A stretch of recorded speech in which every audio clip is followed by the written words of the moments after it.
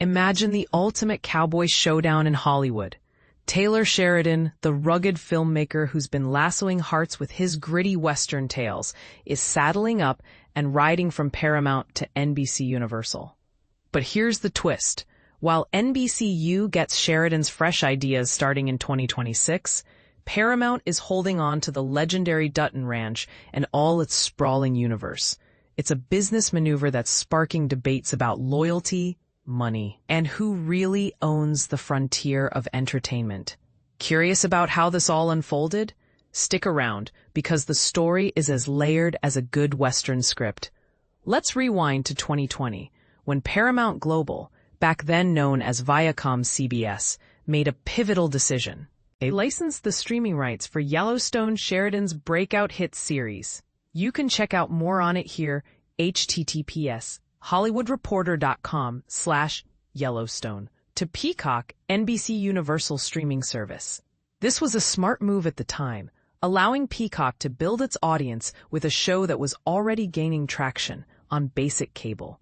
For those new to this, streaming rights simply mean the permission to broadcast a show online, and licensing it means one company pays another to use it, much like renting a movie instead of buying it outright.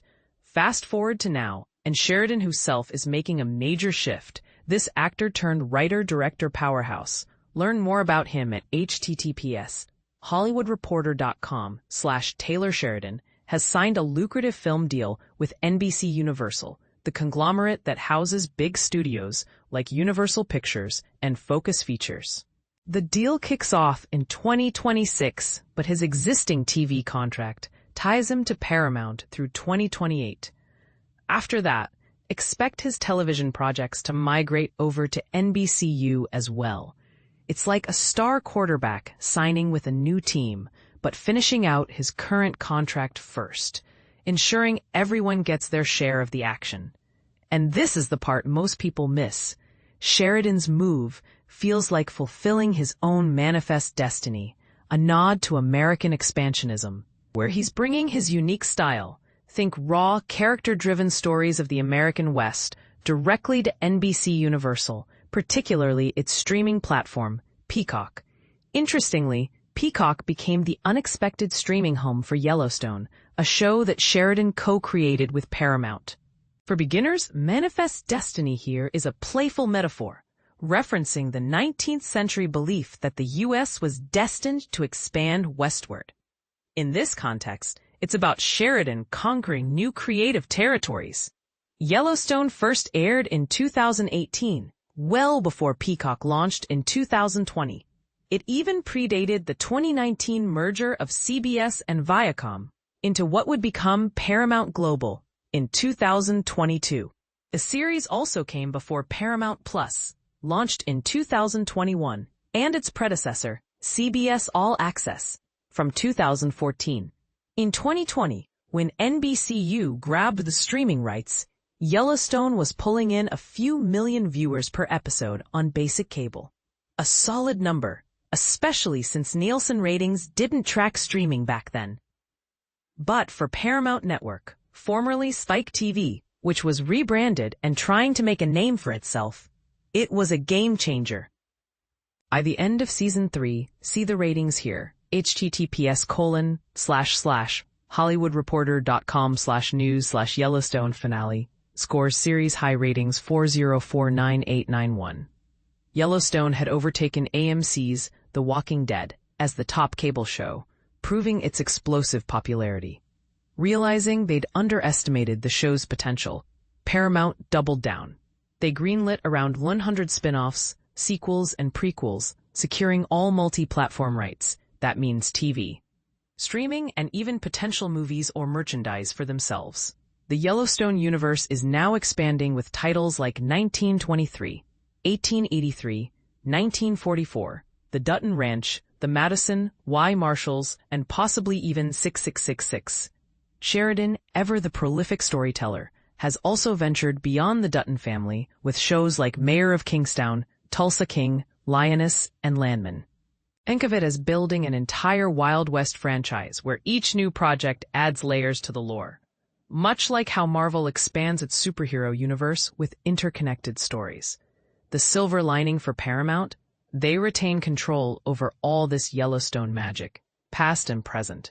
Plus, they get the next couple of years of Sheridan's creative output. Whatever wild ideas he dreams up will still benefit Paramount for now. This setup is like a farmer sowing seeds on shared land. Paramount reaps the harvest from his current labors. Earlier this year, Paramount Global transformed into Paramount, a Skydance corporation, when billionaire David Ellison bought controlling interest and merged it with his Skydance Media. Around the same time, Sheridan and Paramount teamed up to launch a new studio in Texas. Details here, https://www.hollywoodreporter.com/business/news/Taylor Sheridan Partners Paramount New Studio Texas 123634517. Aiming to boost production in the Lone Star State. For newcomers, this merger is a big deal in Hollywood, combining resources to create blockbuster content, similar to how tech companies partner for innovation. But here's where it gets controversial. Paramount didn't just hand over Yellowstone's streaming rights out of kindness. They were compensated, though not at the inflated value the show would later command. When the deal was struck, no one could predict Yellowstone's skyrocketing ceiling. It's a classic case of hindsight being 20/20 in entertainment deals.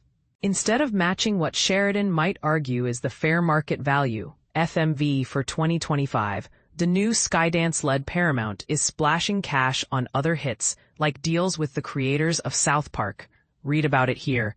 https://www.Hollywood Reporter TV News South Park Paramount Deal 5 years 12363244420. And Stranger Things. Check out the details. https://www.hollywoodreporter.com/business news. Stranger Things creators Matt Ross Duffer Paramount Deal 12363479953. These moves highlight a shift in priorities, focusing on established franchises rather than one creator's empire. Sheridan isn't cheap, and neither are his productions. Under former Paramount leaders like Chris McCarthy, who oversaw streaming and cable, with Keys Hill Edgar as COO, see his departure. https://www.hollywoodreporter.com/business/news/Paramount CEO Chris McCarthy leaving Skydance merger 12363288847. Sheridan enjoyed total creative control, unlimited approvals for new projects, and massive budgets. But Ellison, the new boss, is reportedly a different breed, and whispers of clashes between them have surfaced. It's like a power struggle in a Western saloon, old loyalties versus new ambitions. All the while, NBCUniversal was poised with deep pockets, ready to swoop in when the time was right. As the saying goes, when you're a cowboy, sometimes you step in shit, implying that in the messy world of Hollywood deals, opportunities arise from unexpected troubles.